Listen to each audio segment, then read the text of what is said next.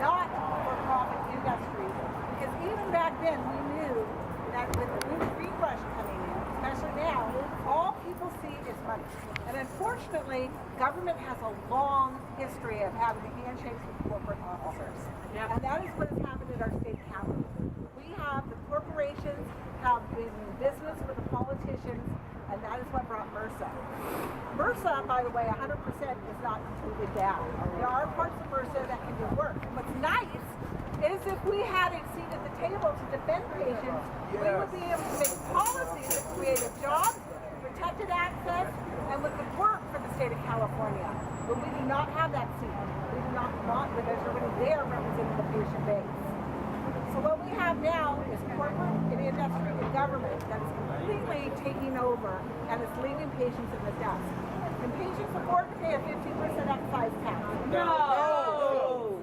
Sales tax? No. Water board fees? No. Cultivation fees? $9.25 on every ounce that is cultivated? No, they cannot. But if you went into a store, you would have to pay. Right. Because somebody has to. And right now, it is imperative that we stand up and have a seat at the table for MRSA.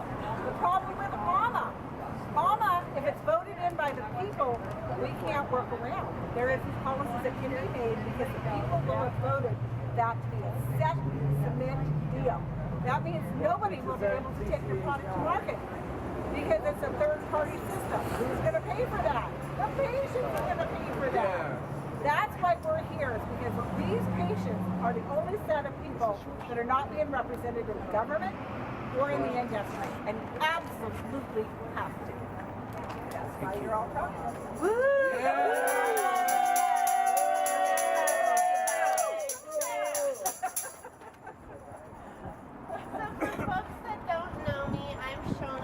The Executive Director of Access OfLove SF and the coordinator for getting the San Francisco crew of patients here to Sacramento again.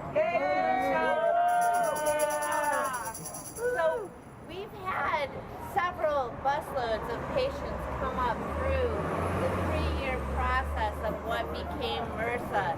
And we never, ever got a seat at the table. We constantly felt that we constantly felt that we had to create a separate in-route to be able to talk to our elected officials. We were locked out of the policy discussion, which is about our health. And that continues at conferences like this, where you need to pay hundreds of dollars to walk in the door. This conference is actually on the cheaper end of what the industry has been doing lately. We have price tags nearly up to $1,000.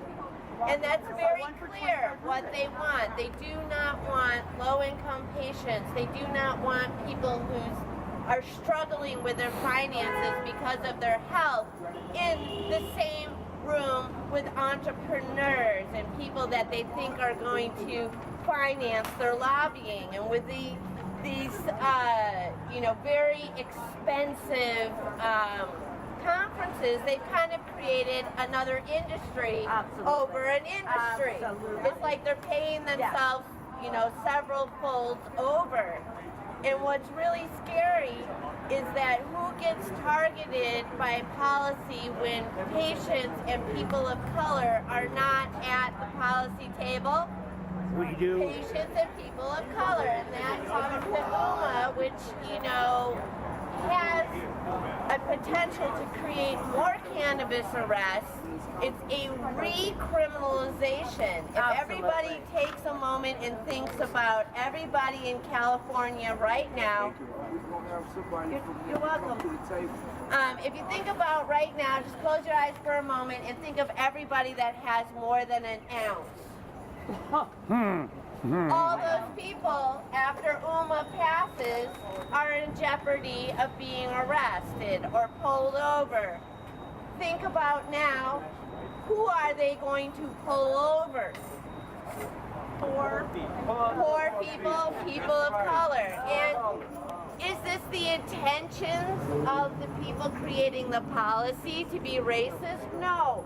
But what happens when you don't have an inclusive process is you end up with policy that only reflects the needs of people that are affluent, of people that were invited to the table because they're thought of as investors. And that's not fair. That's on patients' backs. Patients started this movement. Right? We're the ones who've been arrested and paid the price all these years. Exactly. When you take on burdens, you have to get the benefit too. Absolutely. Exactly. And if we look at the reparations that they're planning, they're laughable. They are laughable. They're maybe 5 years from now, 50 million for a few pet charities, when the impact has been felt across the board on poor communities, on people of color communities. AUMA is an atrocity because our community didn't get to help create the law. When you have exclusive and elitist people creating laws, they're going to create it to benefit themselves. Of course. This is a conference about public policy in which the public is standing outside because we can't afford to get inside. That's outrageous. We can't keep doing stuff like this. Get in there, they throw us out. That too, so we're really looking... Escorted out. Escorted out. And plenty of people that have spoken up in the community, that have expressed dissent in their concerns about what's going on with drug policy, have been escorted out of the conference. So we've got to think about that, and we've got to get these guys thinking about that and thinking about, wait a second, is there a color line? Is there an economic line into this conference? There is. People cannot afford hundreds of dollars to come and talk about their medicine. That's not right. That's not fair. Is everybody in the conference a villain? Absolutely not. There's people that just are not aware. And those are the people that we also need to speak to. But we all need to go home from this event and talk to our communities, and make sure that patients, make sure that your local dispensary, if you're still allowed to have a local dispensary, because I want to remind people what happened the minute after MRSA passed. Bans across the state, closed access. We had a series of rolling bans the minute MRSA passed. And then people who questioned, why is this happening? Who was sitting down with the League of Cities and encouraging them to do this? When people started to question that on these ban sites, we got censored. We got pushed off Normal's website for saying, hey, you guys have been at the policy table with the League of Cities. Why are you helping them encourage shutting down communities? Thank you. It's community dismantlement. And that's another thing. We can't just have one organization calling the shots. It needs to be a coalition. But what we have right now is one elitist organization and their different branches sitting down and agreeing with each other. This was in the flyer. This was in... That was in the packet right there. Let's get it right, California. Hey, you guys, this is Kevin Saunders. He's running for mayor, and he's showing us... We're not about mayor. No, I am, but I don't care if you shit about Mayor and Rita. I care about stopping OUMA. But I'll tell you right here, but thank you. But right here, panel discussion, defining the adult use of medical marijuana. That's a panel discussion. And then preparing your business for the adult use world. Wow. And this is a California Came with this. So this is a shill deal. This is an infomercial at best. $150 infomercial. $200. $200, It would have been $400 for us, and I was going to pay to go get in. It's but look, they didn't want you? Want it because I'm against their OMA message, and to be completely honest, I'm not trying to take away from this. No. I'm one of the few people that actually supported MRSA only because I thought We're it was not holding that time. against you today, Kevin. Okay, but I'm vehemently against OMA. This is a big giveaway. Right on. This is a big cause. We need to unite now. It's clear MCLR is not going to make it. I don't know about CCHI. It may or may not. It's gone. But it's over. the fight now is against OMA. I just That's like right. Period. Who here is joining the No on UMA campaign? And where is Sean Parker? Where has he been? Where will he be? He stole the intellectual property of music artists in the 90s. Who's going to say he's not going to do the same to the intellectual property of our genetics? Of course he will. He's a patent troll. We need him. I love you. No, Yeah, really. No, really, I'm serious. They live in the Bay He's a Area. patent troll. What do you expect? I am actually seriously saying Right outside where's of the gate. I'm sure he Metallica? lives in a gated place. This is the fight right here. This is what it's all about right here. Absolutely. It's us, them, it's east, west, it's rich, it's poor, it's black and white, it's defining. This is what they're trying to do is separate right now. It's us versus them. I have a question. Since I can't get into the conference because there is an economic line, are there a lot of representatives of communities of color inside the Ask conference? Richard, he's been in it. Richard, we're just wondering. No, I didn't see any. Are there representatives of communities of color that got inside the conference? Or does it mostly look like white people? I know it's like looking There like. are some people of color, but they're not a lot. Okay, and a very small minority of people And of it color. was brought up in the conference to address that issue so far. Oh, Al was brought up, and she's got it. This is Native American sister. She's got it. It was brought up in the Academy Awards too. Yeah, right. I'm just saying, as a patient, it's a concern. Right. And so It is. I would like to have Whoa! this concern. Oops, here. No, I think that's a completely fair concern. And the award goes to. Oh, Hey, let's see. and A white person. Well, actually, I didn't see many women from my I'm side. not white, so. I know. That's why I said the Native American sister. I'm all right, but not all white. I got it. And actually, me too. Oh, well, this one was high. So, you guys, I'd like to bring Attorney Pepper up here to give us. Attorney Pepper, you want to come up and tell us a little bit? Dr. Pepper. Yeah. Dr. Pepper. Dr. Okay. Pepper. It's your doctorate, right? All right. Okay, what I just want to hear some of the reasons why, as an attorney, yeah, come on and bring your mom up too.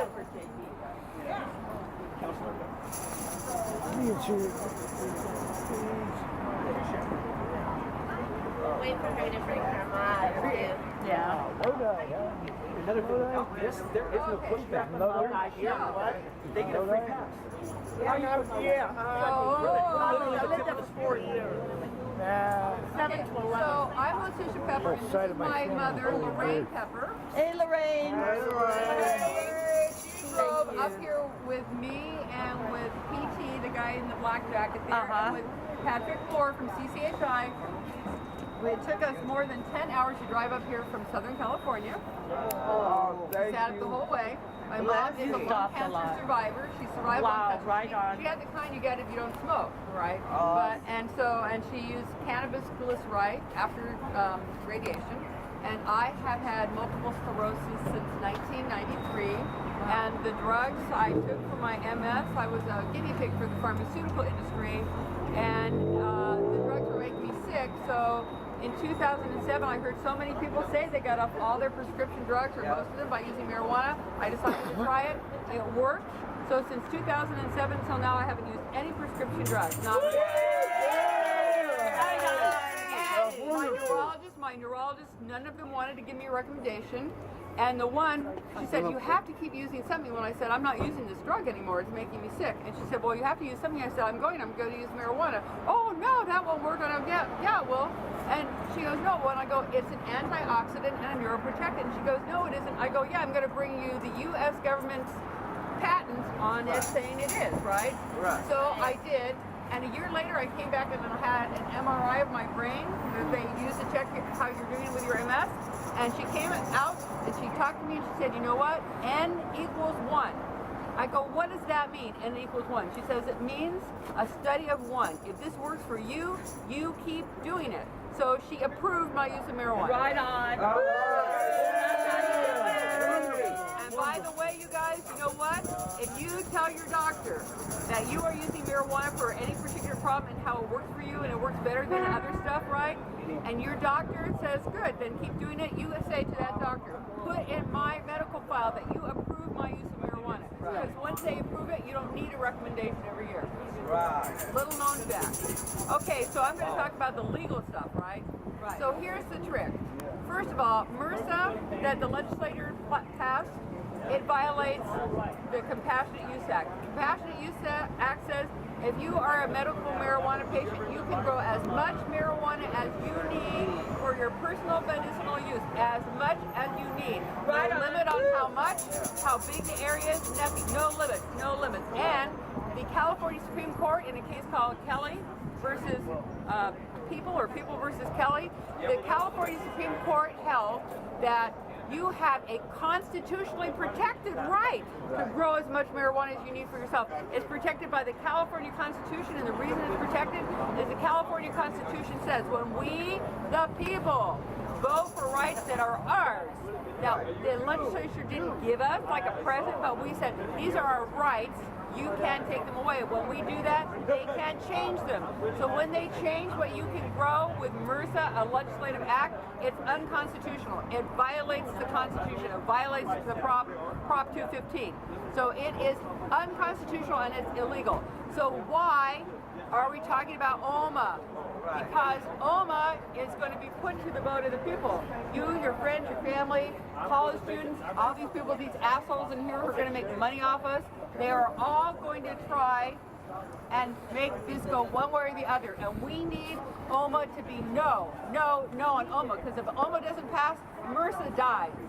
Because they need that to make their unconstitutional law legal by getting people to vote for it. So, and we only need one more no vote. One more no vote and we can kill OMA. So you have to get everybody to register. Tell all your friends to register to vote. People say, well, I can't register to vote. Why not? Well, I'm a felon. Are you still a felon? Are you on probation or parole? No? Then you are an ex-felon, you register to vote and you vote. All of them believe they can. People believe they can. Their parole officer. Tell them if you are not on probation or parole, you can vote. In some states that isn't true, but California is much better than in the South. So if people are in California, they better take advantage of all those good rights and vote no on OMA. Right. You know what? I'm also going to say, if you don't know who you're going to vote for president, the primaries are May. The primaries are in June, and you have to register by May 23rd. You want to vote? In the primaries, you have to register by May 23rd, and I'm going to vote for Bernie Sanders. And the reason I'm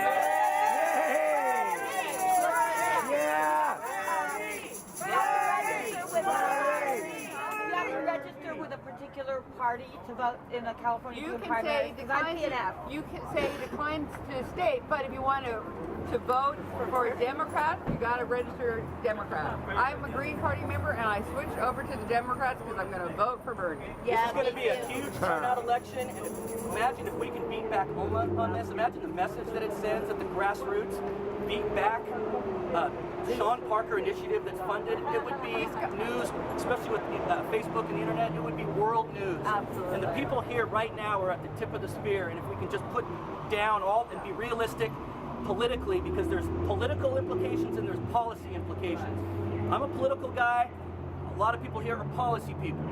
Let's try to mesh those two worlds, because if we can bring CCHI on board to stop OMA right now, we'll worry about 2018 later. Let's MCLR. I mean, sorry John Lee, sorry Dave Hodges, but it's over.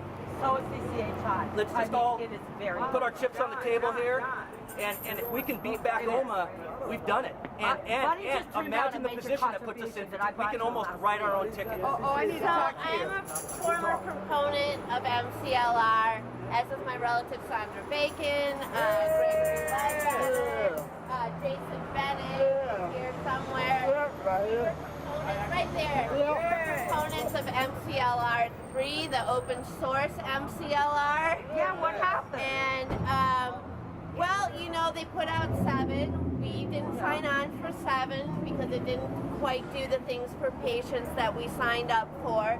But we're ready to, you know, throw in our chips, walk shoulder to shoulder, heart to heart with our folks from CCHI and folks from other, you know, there are like I think 21 other initiatives that tried. We've got to call up everybody. Folks that were proponents of MCLR, folks that were proponents of CCHI. It's now our duty to be the diplomats of the community, call the other initiatives that were semi-reasonable and say, hey, look, we're all getting together for No on UMA. Come with us. Come with us. You know, we all got to get together. Get together and I will be there. Because that's our only hope. We are looking at a huge corporate entity. If you look inside the little lunch break here, you know, everybody should come look in the window. It's stale, it's male, and it's pale. Yeah, take a look. Oh my God. Take a look. Women aren't even represented there. I know, that's what I said. There ain't even any gals in And there. everything I read about is women are like at the top of our industry. There's not. We need one woman in there. What about the patients? What about the patients? What about the patients? What about the patients? What about the patients?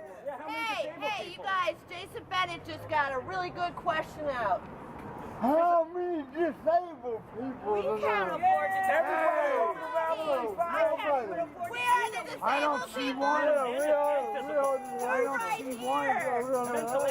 We can't afford to go to this thing. Where are the veterans? You guys, Sandra Bacon, co-chair of the Veterans Committee, a veteran leader in San Francisco, who's an out medical cannabis patient for how many years? Too many years. At least 20 for me. 1963. Yeah. And our veterans need our attention. 15 past, and a guy had the audacity to tell me to get out of his face, because I quoted the Bible to him, because he is a gay married man here for MRSA. And what How do you like that? How do you like that? He cursed at her. I'm a great black man. Yay! He says, I am a married gay man, don't quote the Bible, but, and I said, I'm Why not would lesbian, somebody I'm a curse dyke. at somebody?